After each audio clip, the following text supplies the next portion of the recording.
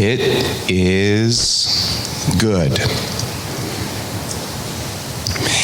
It is good to be. It's good to be here together. It's good to be here together to acknowledge blessings, large and small. It's good to be here together to lean in and make choices for how we can bless the world with actions of love, courage, and hope.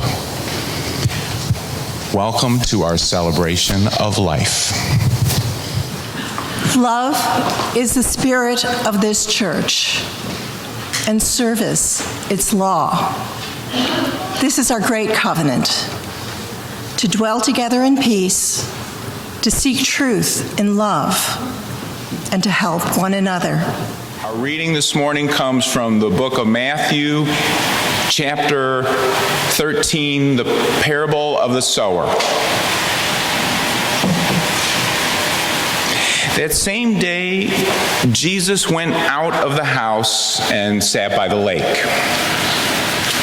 Such large crowds gathered around him that he got into a boat and sat in it while all the people stood on the shore. Then he told them many things in parables, saying, "A farmer went out to sow his seed. As he was scattering the seed, some fell along the path, and the birds came and ate it up. Some fell on rocky places where it did not have much soil. It sprang up quickly because the soil was shallow. But when the sun came up, the plants were scorched, and they withered because they had no root. Other seeds fell along thorns, which grew up and choked the plants. Still, other seed fell on good soil, where it produced a crop 100, 60, or 30 times what was sown. Whoever has ears, let them hear." What is Jesus trying to tell us with this parable? Maybe Jesus is warning against ineffective farming techniques. Maybe he had a neighbor who just had these terrible farming habits, and he was saying, "Don't do it like that, dude." Or perhaps Jesus was saying that the act of planting seeds is metaphor for living a faithful life. If so, what are we to learn from the fact that some of the seeds took and grew well and others did not?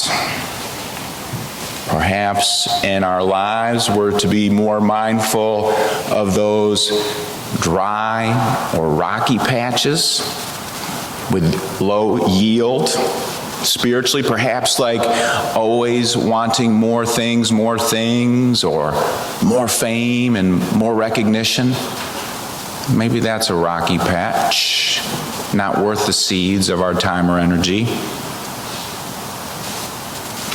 As Unitarian Universalists, the parable of the sower works on many levels.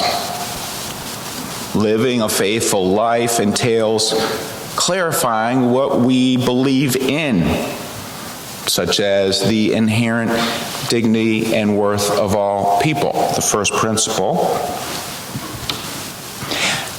Faith also, however, involves how we use our time and energy. Faith without works is dead. Hence, perhaps the farmer sowing seeds illustrates how living out our principles through our actions at times can take root and grow into something that affirms the dignity and worth of people. As you use, we honor the sacred variety of ways people live out religious faith around the world. There are many types of seeds to plant, including Muslim, Hindu, Christian, Jewish, and Unitarian Universalist. And sadly, in corners of the globe, people are persecuted for their faith. For example, right now in India, many Muslims do not enjoy religious freedoms and human rights in their daily lives. Excuse me. In India, a wave of religious violence arose 2 weeks ago, leaving at least 46 people dead in Delhi, the majority of them Muslims. It was the worst religious violence in India in years. Samir Yasser and Billy Perigo reported in Time magazine that Prime Minister Modi's party and the Delhi police force tacitly supported the mobs who chanted Hindu nationalist slogans as they burned buildings and beat Muslims while the police reportedly looked on. In India, anti-Muslim violence goes back many decades. An illustrative example of the newer version came in April of 2017 when two brothers, Irshad and Arif, were helping their father, Pelu, purchase supplies for their family business. The Khans, who are Muslim, drove their pickup truck out of the market and were heading back to their village. But when the Khans got stuck in traffic, a gang of 8 men surrounded the truck and demanded to know what they had been doing at the market. After the Khan family, the two brothers and the father, explained that they were at the market purchasing supplies, the men surrounding the truck identified themselves as Hindu nationalists and said, "We don't care anything about your family business." The men pulled the Khans from the truck, shouting at them, pushing them around. The Khans had just driven past a police station a half-mile back, which was almost still within sight. Irshad thought if they could just hang on, kill some time keeping the militants talking, perhaps the police would come out and help. The police did not come out. Instead, dozens more men arrived, began beating the Khan family, and Pelu, the father, who was dressed in all white and had a small beard, which is a sign of religious devotion in this community, he was beaten unconscious. In some places, it is simply not safe to plant the seeds or grow the crops of a certain faith tradition. Jewish and Muslim folks know about these tensions here in the United States. And here in the United States, it does happen that people get accused of being Unitarian or Universalist with significantly negative implications. In the 80s, there was a case in Kansas City of a professor at a Baptist seminary who was put on trial for heretical teachings, which were basically Universalist. Professor Sparkman was teaching his seminarians that all people are children of God.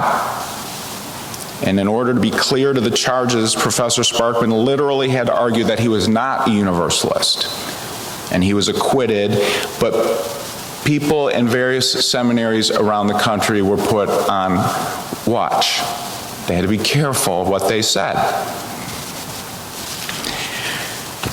Reflecting upon situations of people being identified as or oppressed for living out their specific faith tradition, I ask myself, would somebody be able to identify me as a Unitarian Universalist? Yes, I work in a public position at a UU congregation, but if you took that aside, could somebody look at what I have done, what I have said and done on a daily basis, and see proof of me living out UU values? You might ask yourself the same question. And would you be convicted? Would we be convicted of being Unitarian Universalists? My prayer is that we have a society where you don't get convicted, but my prayer is that we are all living in ways that demonstrate living out UU values, and that in ways that tangibly manifest in the world.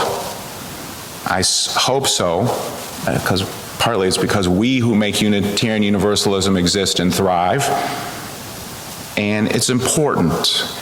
One way we plant seeds of faith is by honoring and working to ensure the religious freedom of others. This has been a part of Unitarianism and Universalism for over 100 years.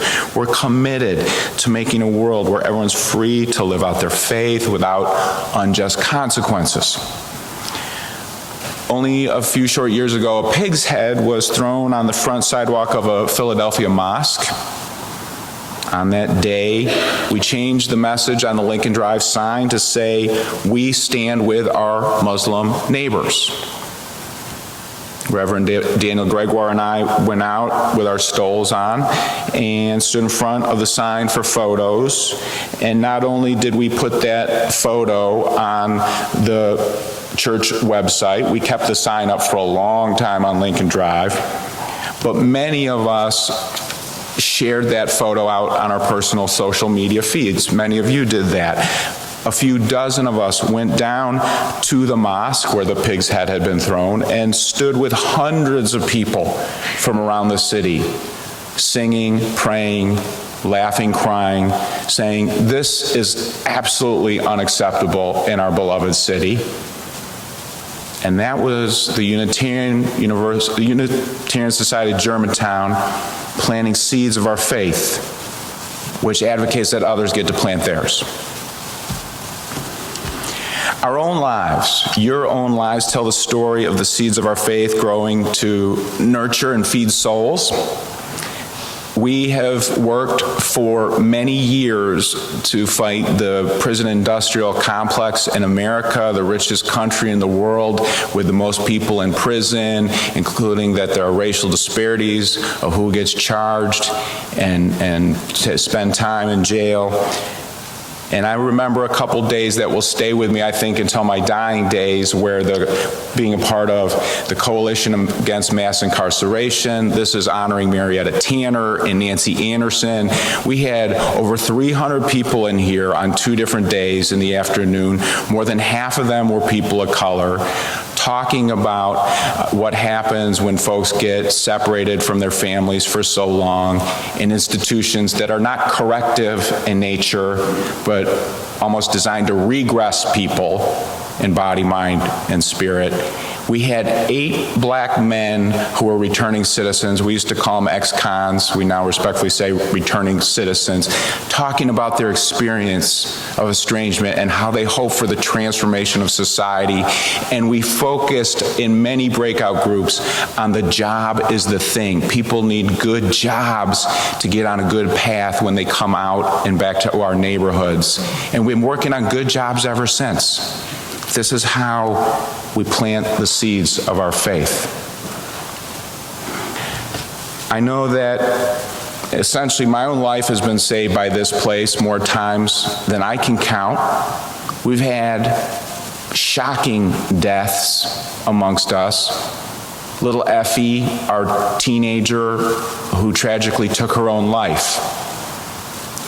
I felt like I had a concussion for many months after that. That's the best way I could explain my feelings.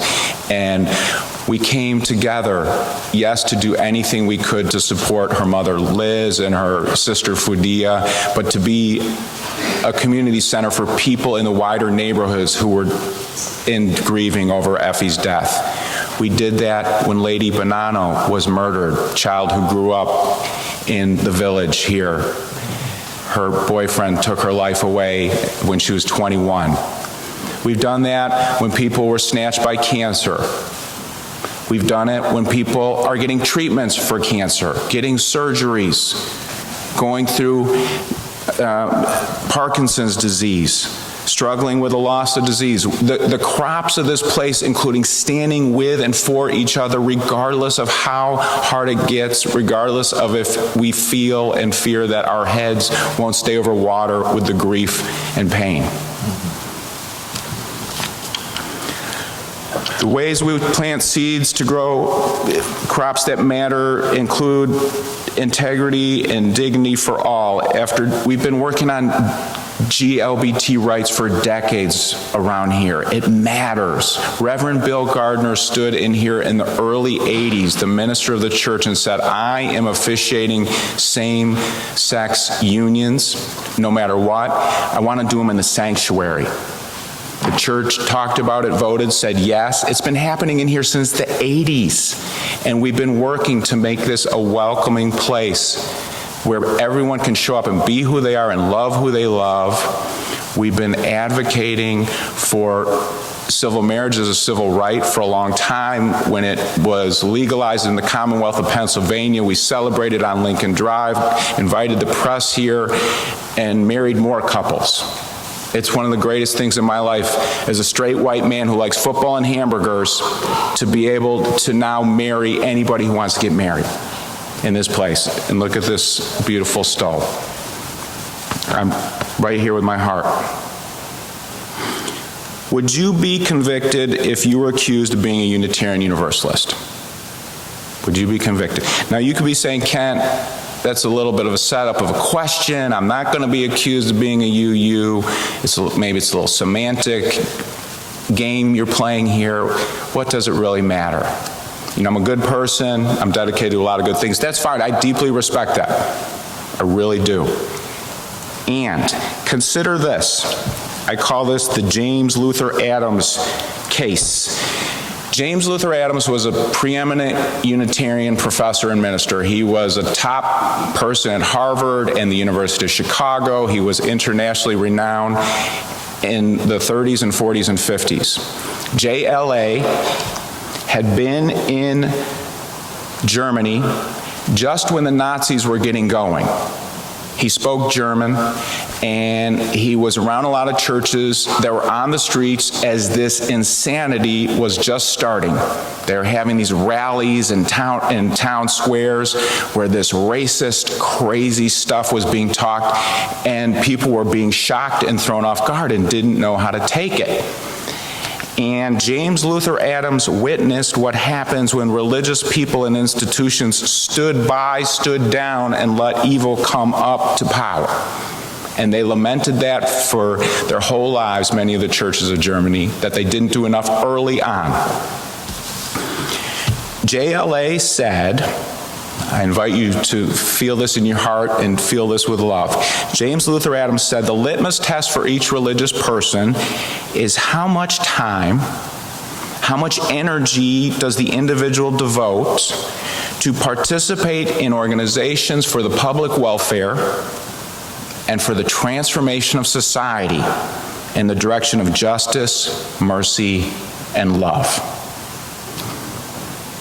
Perhaps each of us can ask ourselves, is that a litmus test that I'm interested in applying to myself? Am I passing this litmus test of giving time and energy to participate in organizations for the public welfare and the transformation of society in the direction of justice, mercy, and love? And I'll tell you, with every fiber of my being, I know that this is one place where you can, and people do, give time, energy, and money, and money, and money to our efforts of justice, mercy, and love. We're a place that will always work for everybody to be able to work on their own spiritual path and health and wellness and living out their values. We're a place that will lovingly push ourselves and each other to get out of our comfort and privilege zones to help bend the arc of the universe more towards justice. We're a place that will work to be a voter empowerment zone in a season with a toxic, treasonous president. We're a place that will work to take care of and be a part of healing Mother Earth. We're responsible stewards who have not done enough, and our faith calls us to do more. We will. Some of the seeds thrown by the farmer Jesus was talking about grew into crops 100 times more than expected. This type of exponential dynamic can apply in spiritual laws of how we live. We know it. This includes with our money. This includes how you can have an impact at USG. One way you can make tangible, provable contributions to the faith is by giving money. Writer Sarah Brennock wrote, "Money is a form of energy." Of course it is. Energy does not increase if it's hoarded. Energy must circulate freely for power to be released. When we receive an increase of money in our lives, giving away a portion of that money keeps the channels of abundance circulating freely. This is what happens when we fund our congregation, our ministries, our institutionalized efforts of compassion, service, and empowerment. Jesus said it. Some of those seeds just might have impact 100 times greater than ever expected. Blessings be. Amen. This church and congregation are places of love, giving, and action, where we work together to make the world a better place.